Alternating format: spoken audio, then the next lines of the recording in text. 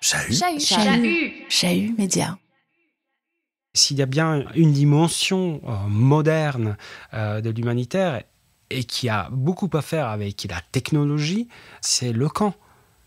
Parce que dans le camp, tu arrives à gérer, et on parle d'administration des camps, pour ça, d'administration des vies humaines.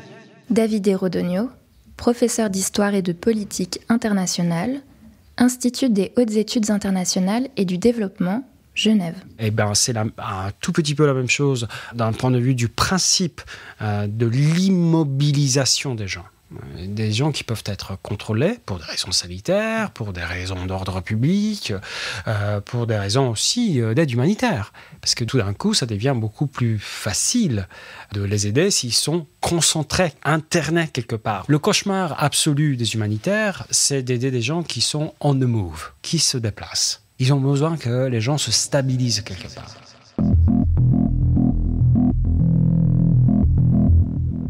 C'était en 2023, lors d'une réunion de travail en compagnie d'un responsable d'une association genevoise de lutte contre l'antisémitisme et la diffamation.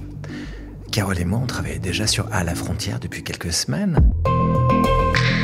On en toucha un mot durant cette réunion quand notre interlocuteur nous a posé cette question. Et naturellement, vous allez parler des camps pour les réfugiés en Suisse durant la Seconde Guerre.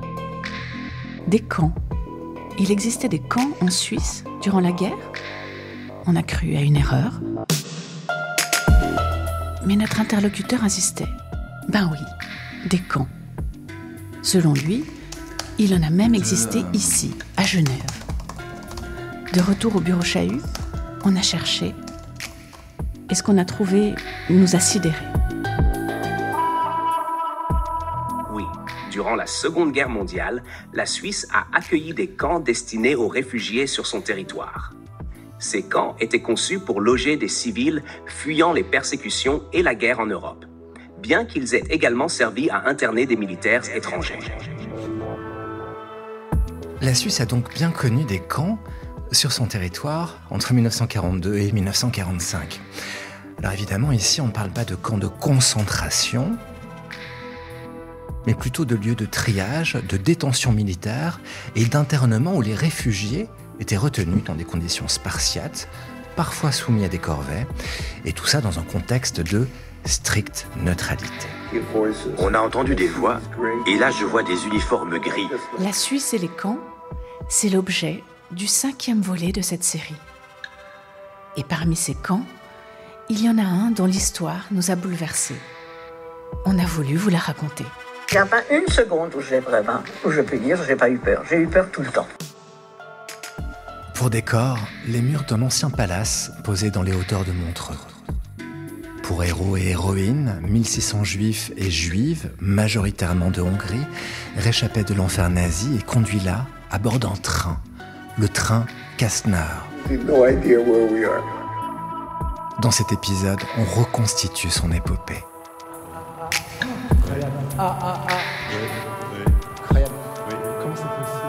À la frontière. C'est la route. Une production Chahut Média. Allô. Carole Harari, David Brun-Lambert. Allô. 4e épisode. Bergen-Belsen, Montreux.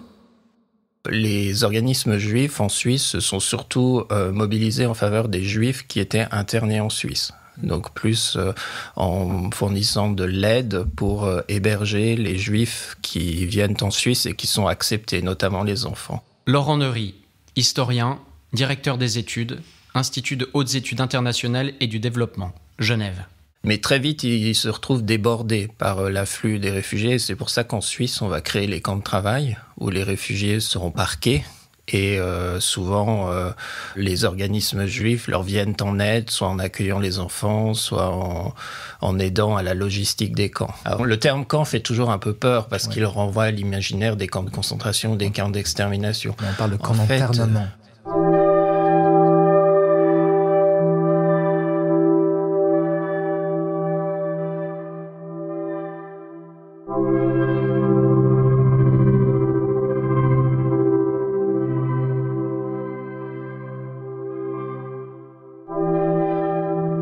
Tout d'abord, lorsque le juif franchissait la frontière, souvent, l'objectif était de pénétrer suffisamment loin dans le territoire suisse pour éviter d'être refoulé.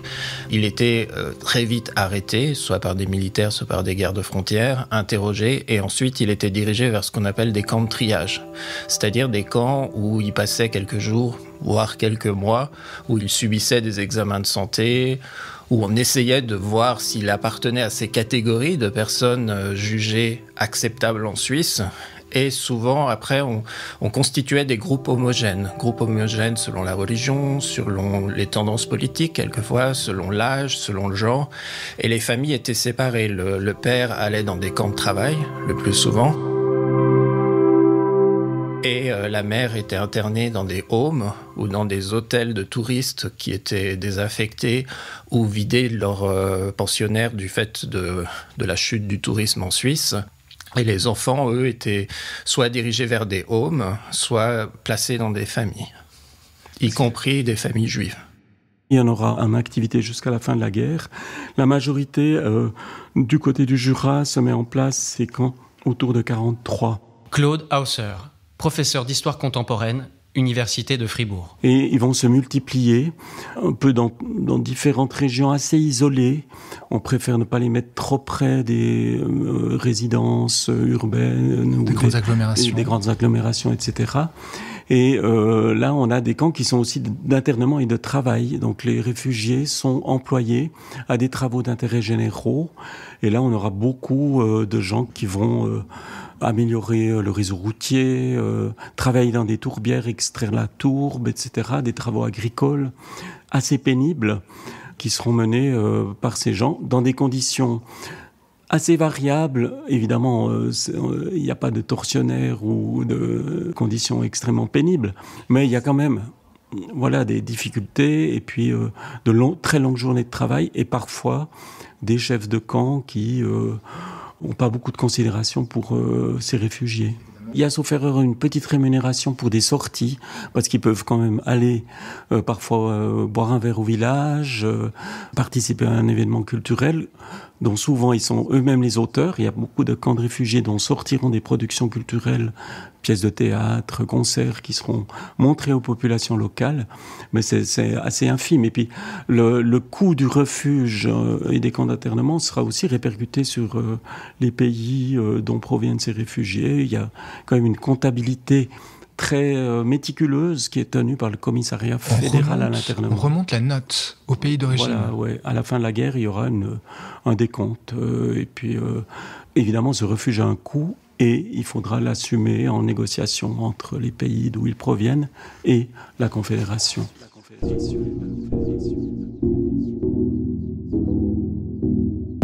Juillet 1944.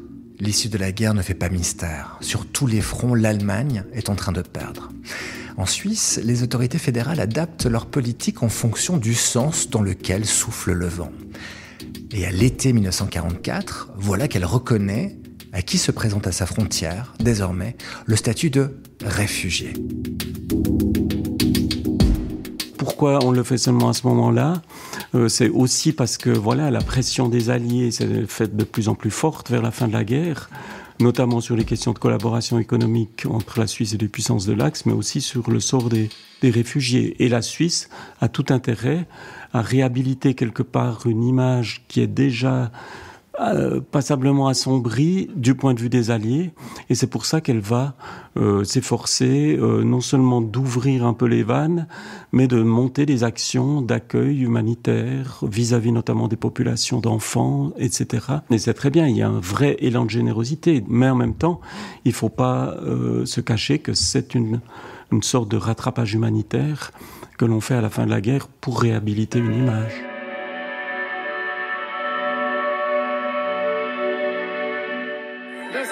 De réfugiés dans un camp de fortune aux conditions déplorables. C'est tout près de chez nous, près de la frontière entre la Suisse et l'Italie, à Côme. La majorité d'entre eux ne veut que transiter par notre pays pour se rendre au nord de l'Europe. Un rattrapage humanitaire. C'est dans ce contexte que la Suisse va mener plusieurs actions visant à redorer son image auprès des Alliés. Parmi elles, l'accueil au bord du Léman à la fin de l'année 1944 de milliers de Juifs arrachés à la solution finale, alors en cours en Hongrie. Et pour les interner, ces rescapés ont choisi un palace, désert. Alors si vous êtes à Montreux et que vous regardez la montagne qui fait face au lac, vous le voyez niché tout en haut, ce palace, le Caux Palace, avec sa façade immense, ses tours, ses airs de château de belle au bois dormant. C'est là qu'on vous amène à présent. Bonjour. Vous êtes Andrew. Monsieur David. Enchanté. Vous êtes venu en train ou en... On est venu en voiture. En voiture. Ouais. Ouais. Là.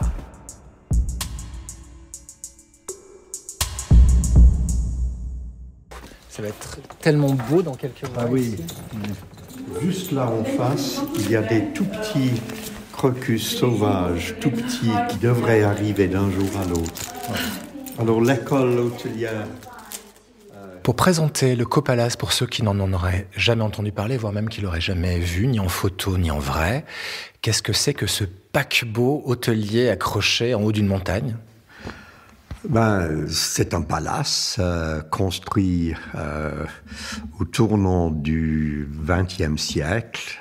Les travaux ont commencé en 1899 et l'hôtel a ouvert ses portes en 1902. Andrew Stalibras, historien amateur, responsable de Co-Initiative et Changement. Et à l'époque, c'était peut-être le plus grand, le plus beau palace de Suisse. Qu'est-ce qui se passe pour le Caux Palace durant la Seconde Guerre mondiale ? Là encore une fois, l'activité touristique de Montreux s'arrête net à cause de la guerre.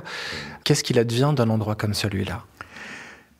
On voit deux fois dans la vie de l'hôtel, avec les deux guerres. La première guerre en août 14, la deuxième en septembre 39.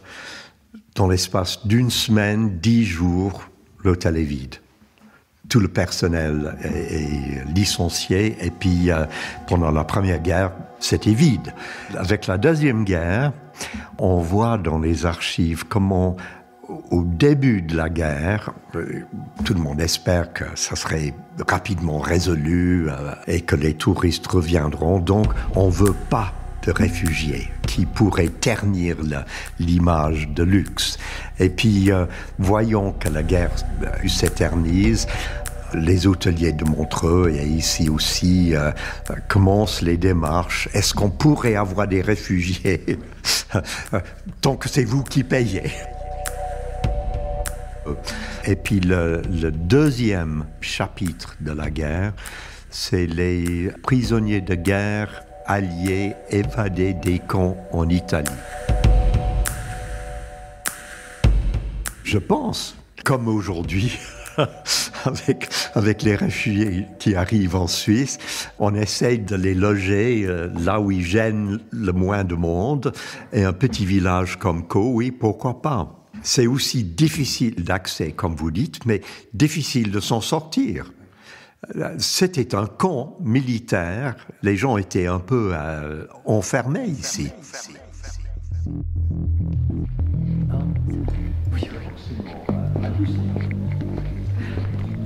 À ma connaissance, il n'y a pas de bâtiment aussi vieux en Suisse qui a changé si peu. Donc là, on s'enfonce dans les entrailles du Caux Palace. Il faut absolument, une fois à l'intérieur du bâtiment, imaginer un hôtel en mode un peu Shining. C'est un truc un peu inquiétant quand même. Tapis rouge, limé par le temps. Les sons que vous entendez un petit peu lointainement, là, ce sont les sons qui proviennent de l'école d'hôtellerie, qui habite une partie de ce lieu.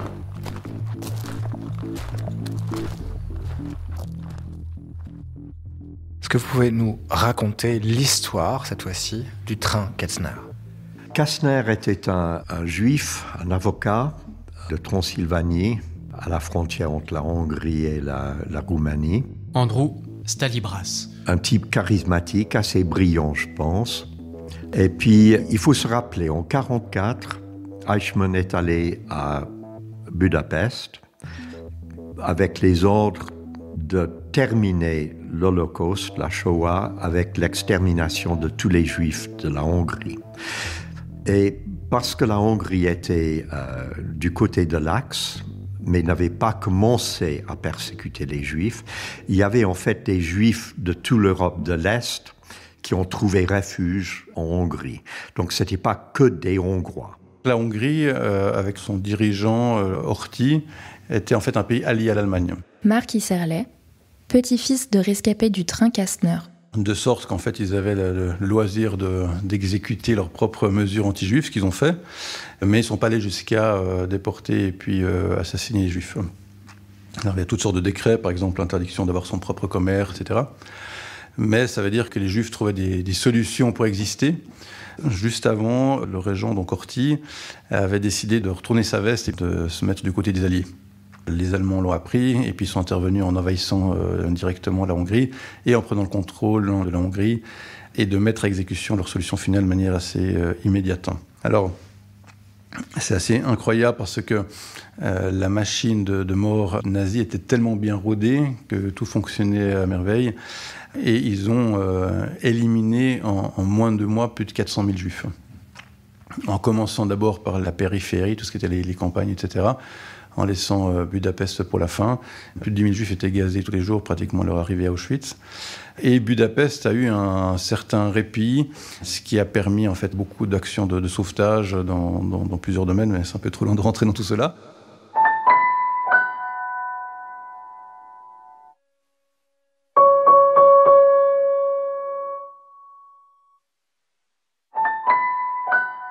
Alors, Rudolf Kastner, c'était un avocat, journaliste, quelqu'un qui avait un caractère très fort, très courageux.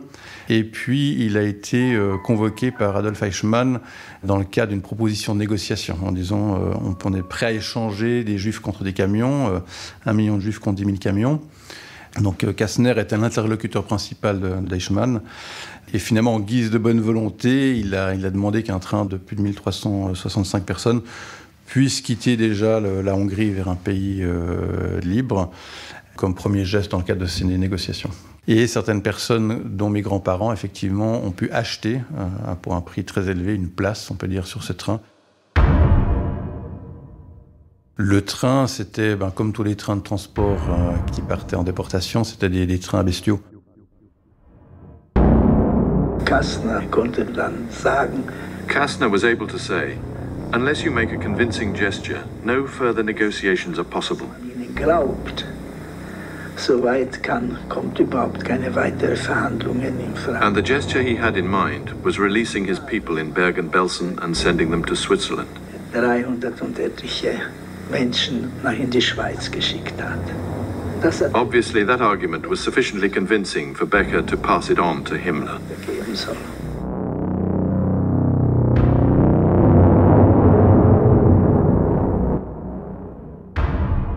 Et avec ce premier train, Kastner a mis des membres de sa propre famille dans le train pour convaincre la communauté juive que ce train allait à la vie et pas à la mort. On a parlé d'une arche de Noé. Andros Talibras. Parce qu'il y avait tant de place pour des juifs libéraux, tant de place pour les éléments de la communauté juive.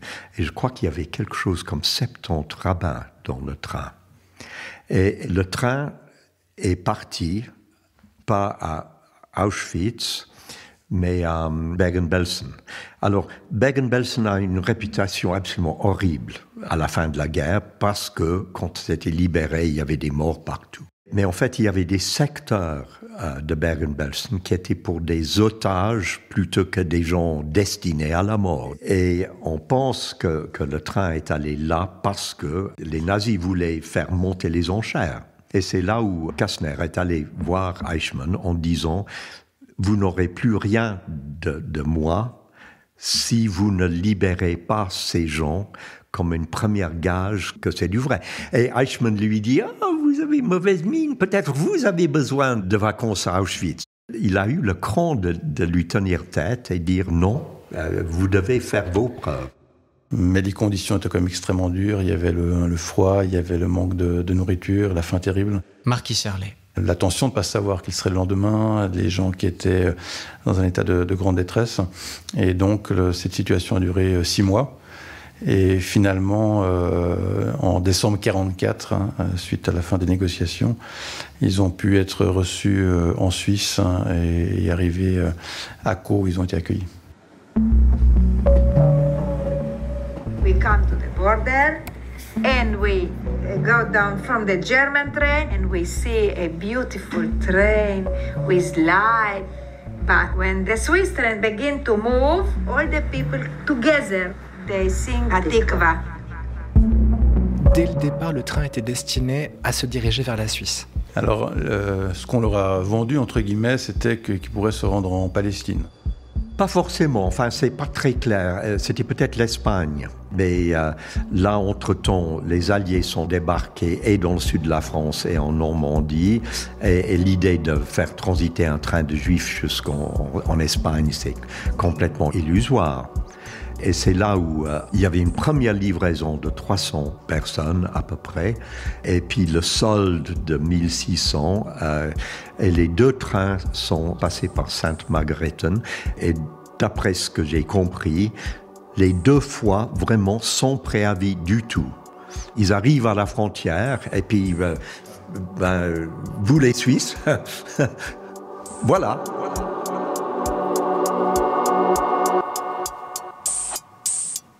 La pluie dégringole sur nous. Après une route de 2 heures, de nouveau une alerte, le vent siffle. Nous sommes arrivés à pied sur les quais. Nous nous asseyons sur nos paquets, tremblant de froid et de fatigue.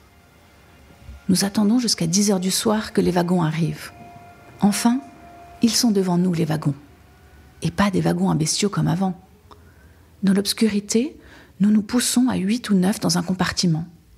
Où allons-nous arriver ? Les fenêtres sont hermétiquement fermées. On ne peut rien voir dehors. Sera-ce vraiment en Suisse ?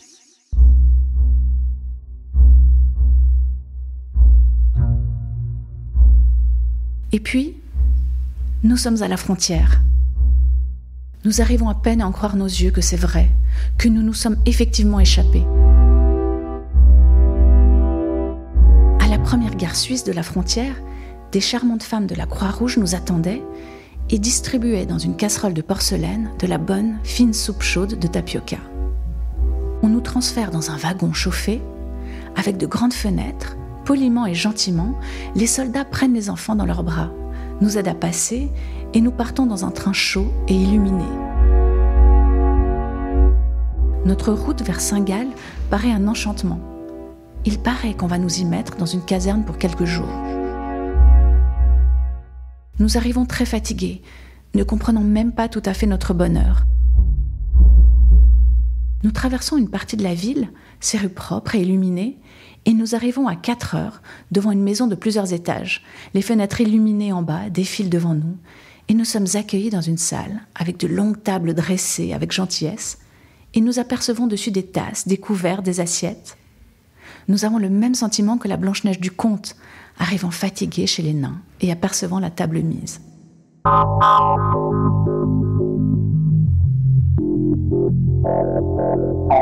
Extrait du journal de Sidonie, sous-titré « Notre destin à partir du 19 mars 1944 », écrit personnel d'une rescapée hongroise sauvée par le train Kastner. Un document déposé en 1968 à Yad Vashem.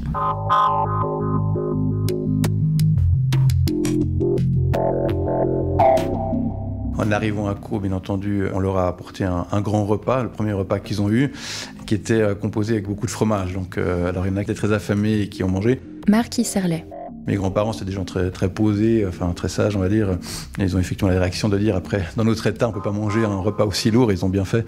Alors, personne n'est mort, mais il y a eu beaucoup de problèmes gastriques. Alors ça, c'est une anecdote qu'on nous a relatée.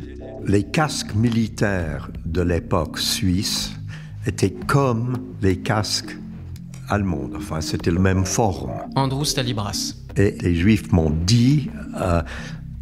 c'était la première fois qu'on voyait des militaires en uniforme qui ne hurlaient pas. Et qui donnaient des bonbons aux enfants. Pardon, je vous coupe. Donc vous avez rencontré des gens... plusieurs fois. D'accord. Un de ceux que j'ai rencontré personnellement plusieurs fois, c'est l'auteur de ce livre, Shaul Ladany. Il m'a dit quelque chose de très émouvant et de très fort. Il a dit, vous devez vous souvenir que c'était la première fois de ma vie que j'ai pu être un enfant.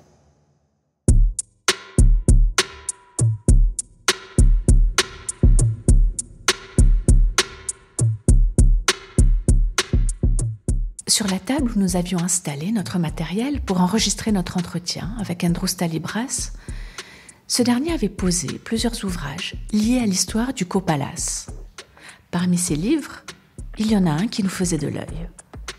Sur sa couverture, on voit la photo en noir et blanc d'un athlète, champion de marche rapide, qui grimace durant l'effort, lunettes sur le nez.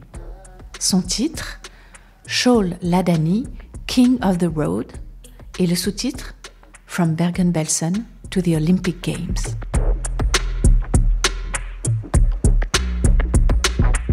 Shaul Ladany a 88 ans aujourd'hui. Il fut professeur émérite à l'Université de Jérusalem aussi, détenteur du record du monde de marche rapide. En 1972, il représentait Israël aux Jeux Olympiques de Munich et échappa de peu au massacre qui a coûté la vie à 11 athlètes israéliens. Shaul Ladany connut l'horreur du camp de Bergen-Belsen et en fut sauvé par le train Kastner. À son arrivée à Caux, il avait 6 ans. Des années plus tard, il s'y rendit à plusieurs reprises, comme en pèlerinage, accompagné de sa famille. Hello?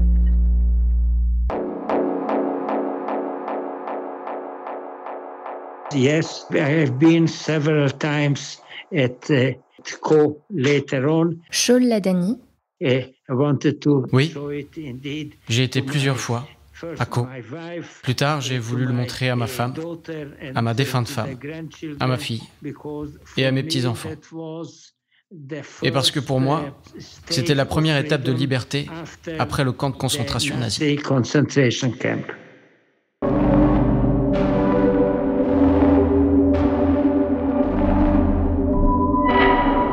I was with my parents.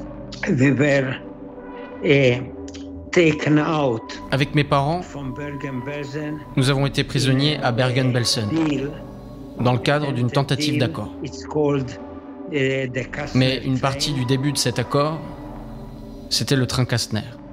We arrived to Co and I considered Nous sommes arrivés à Caux stay in Co et j'ai considéré mon séjour là-bas the first time that comme la I première fois de ma enjoyed vie a où j'ai pu childhood. profiter de mon enfance.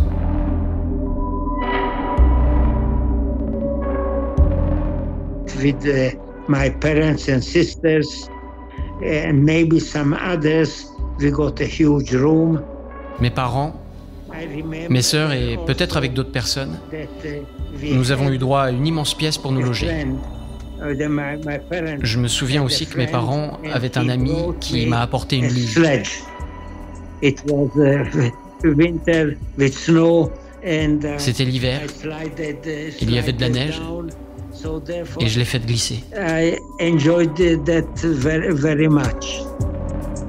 My father got a permission from the commander of the refugee camp. Mon père a obtenu un laissez-passer du commandant du camp. Down with the train Une fois, il a pu prendre le train pour Montreux and my father brought to each of us et nous a rapporté à chacun de nous une part de gâteau. cake. First time Je n'avais pas goûté quelque chose d'aussi délicat depuis I si don't longtemps. know, a very long time that you have not tasted such a delicatessen.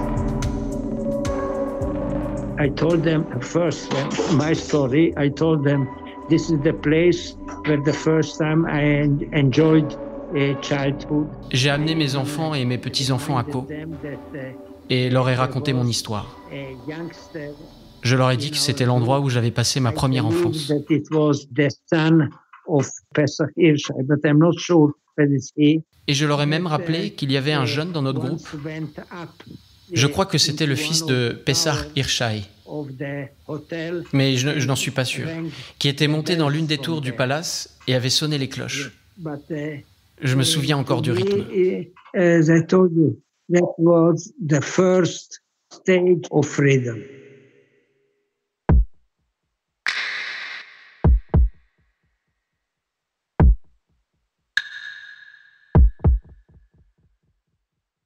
Eva Adler, Friedrich Adler, Gabriela Adler, Sigmund Adler, Joseph Allman, Anita Adler-Dittler, Lily Altman, George Hamel, Charlotte Hamel-Fried, Irene Friedman, Max Glann, Vera Friedman, Magda Eisler, Judith Ellenbogen, Uri Fritz,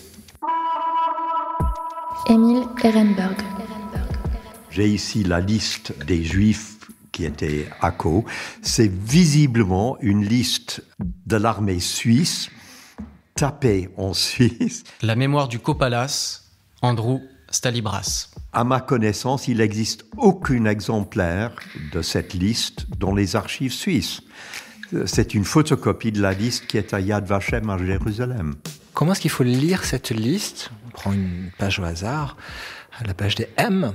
Comment est-ce que vous lisez cette liste entre le nom, le prénom, jusque-là on comprend, et ensuite c'est quoi? C'est la date de naissance, l'année de naissance, le lieu, et puis le pays. La P c'est Pologne, R c'est Roumanie, H c'est Hongrie, et parfois, oui voilà, rabbinaire, il est un rabbin, directeur, profession.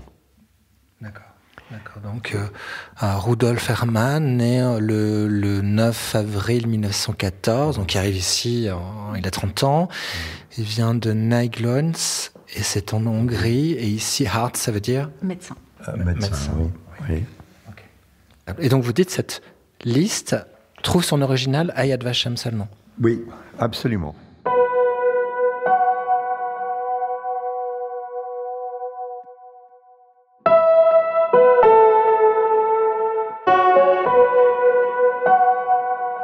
Où est-ce qu'ils sont partis après, ces gens?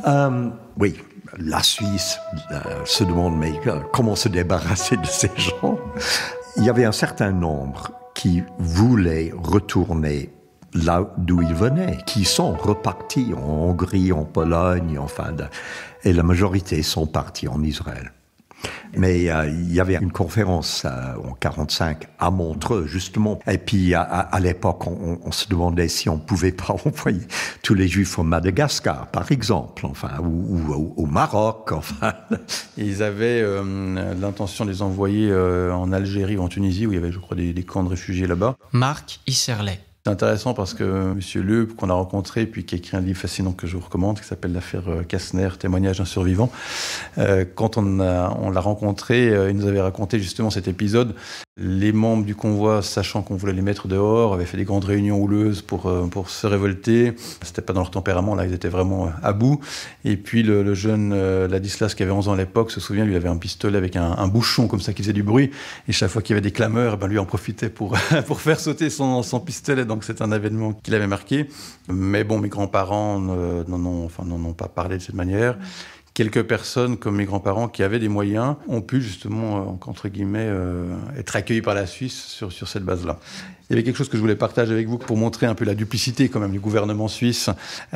C'est qu'en fait, mes grands-parents ont pu rester, être accueillis par la Suisse, mais finalement, les autorités suisses leur ont envoyé une facture en disant, voilà, bienvenue en Suisse, on vous a hébergé, et voilà votre note d'hébergement, 3,50 francs par jour, pendant plus de 700 jours. Et voilà, vous restez, vous payez 2500 francs suisses, qui était en 1946 une fortune. Aujourd'hui, ce serait impensable, mais voilà, pour les autorités suisses, c'était très carré, vous restez, vous payez. C'est sidérant, ce document. Donc, coût de la pension pour le séjour, je ne sais pas si c'est le bon terme, et en effet, il y a les noms, et puis il y a le nombre de jours, 729 jours, à 3,50 francs, le total, 2614 francs 50. Et puis une taxe de 63 francs qui se rajoute. 2614 francs 50 sont à payer. Oui, le document date du 22 juillet 1946. Donc là, c'est le moment où ils quittent Caux. Et donc, ils sont autorisés à s'installer en Suisse.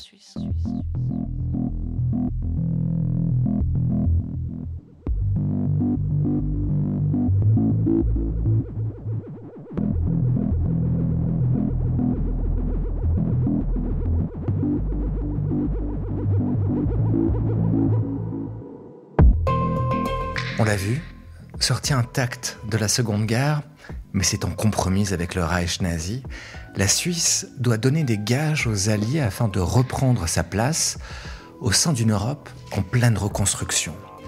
Et dans ce but, elle va miser sur l'humanitaire, médiatiser massivement ses actions et bâtir un nouveau récit national fondé sur 2 piliers, neutralité et générosité. Ce récit aura la peau dure. Pendant un demi-siècle, rien ne viendra sérieusement contredire l'idée d'une Suisse rigoureusement neutre, propre et humaniste, uniquement préservée de l'invasion nazie par le courage de son armée. Jusqu'aux conclusions impitoyables de la commission Bergier, rendues publiques au début des années 2000. Là, brusquement, le grand récit national s'effondrait. Le malaise suisse, c'est le titre du 6e volet de cette série. À la frontière. À la frontière, une série documentaire podcast Chahut Média, interview et réalisation David Brun-Lambert et Carole Harari, musique originale Léonie Pernet. Ce programme a été rendu possible grâce au précieux soutien de la Loterie Romande, de la Fondation philanthropique Famille Sando et de la commune de Montreux. En partenariat avec la Bibliothèque de Genève et la Maison de l'Histoire, Université de Genève.